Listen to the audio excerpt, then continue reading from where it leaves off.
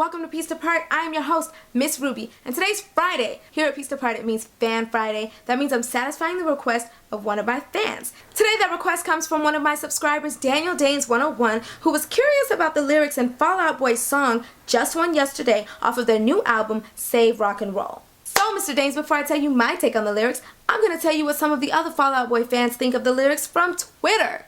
At Anna Say What replied, I think it's about knowing that a good relationship ended because it's your fault. And it's also the bitterness of ending something and, in a way, loathing the person you were with. At Rob the Metal One says, it's about regret.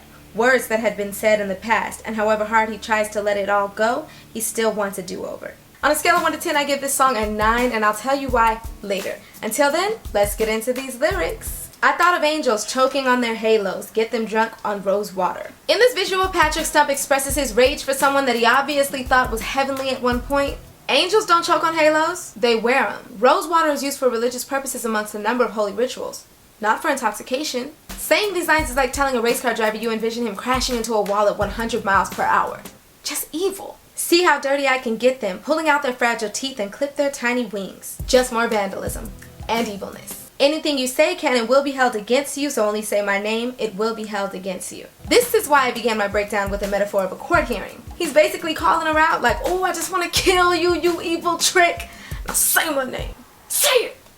If heaven's grief brings hell's rain, then I trade all my tomorrows for just one yesterday. I want to teach you a lesson in the worst kind of way. Still, I trade all my tomorrows for just one yesterday. Okay, so this girl, who used to be angelic to him, is now evil, right? Which is why he wants to repay her with more evilness. But when he spells it all out, he acknowledges that if the wrath of her pain could lead to him living hell on earth, he'd rather not live. If he could go back and relive just one day in the past in trade of a life like this in the future, he would.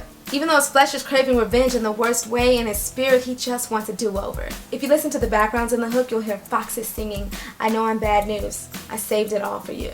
Letting people down is my thing, baby. Find yourself a new gig. This town ain't big enough for two of us. I don't have the right name or the right looks, but I have twice the heart. And here's where it gets interesting. Is it just me, or does it sound like he's really trying to justify his assholeness? Like, for instance, men can cheat over and over and over and over again and expect women to understand their nature. But if the woman cheats back, they act like life is over. Yeah, in America we call that a double standard. The right name, right looks part seems like he's complaining because she appears to be an angel, she can get away with any love crimes, and since he just looks like a man, he can't. But it's okay because he's got twice the heart.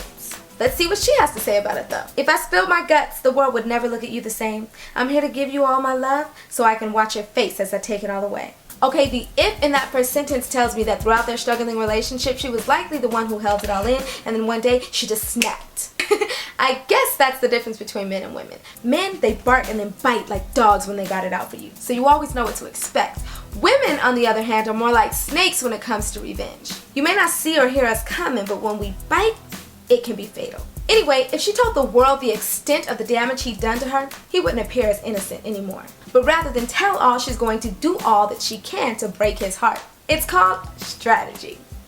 Anyway, wrapping up the lyrics, this song, whose main lines were borrowed from Janis Joplin's Me and Bobby McGee, goes deep into the soul of a man who's pining for an appeal on a lost case. Surging back and forth between his sour antipathy for his ex-girl's distasteful revenge and his own personal desire to go back to change it before it ever happens. And that concludes my breakdown. Question: if you could trade all of your tomorrows for just one yesterday, one opportunity to go back in time and change something, would you?